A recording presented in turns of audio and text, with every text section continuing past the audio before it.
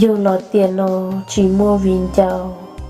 nhiệt luôn nhiệt lao lo yêu chỉ mua, chỉ cho cô lo chỉ trong bìa, chỉ bao đầu xì đầu lưng tư lì, của mua tư xì lo của ý lên, ni chỉ mua nên hai ý lo rồi, nó yêu lú mòn chế lưu nhỏ sư, lú nên mò lư lo tạm đầu rồi.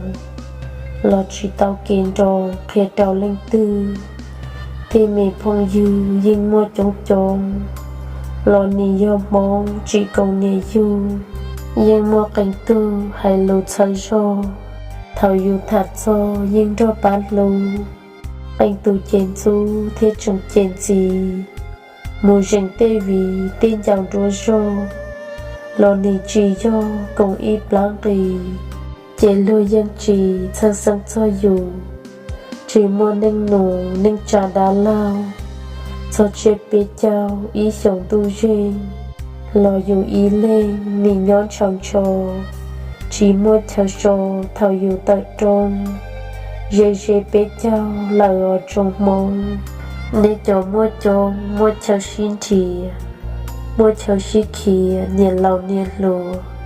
tôi sai tôi chùa xin chi sống chi cụ chế tôi si y lên tư dư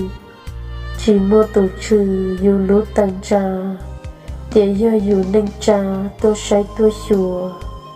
trà nì dù tù cụ xe ua lua nên tư chỉ tu là nhỏ đại xìa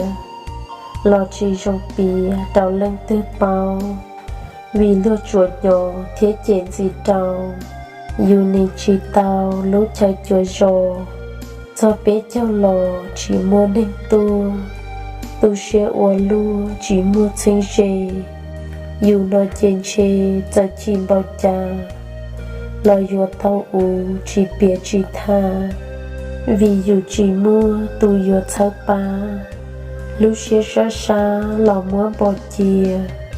chỉ trong bia kia lên tư liều dù ni dù lò dù nọ ua lua dù ni chỉ mua ý tu viên giàu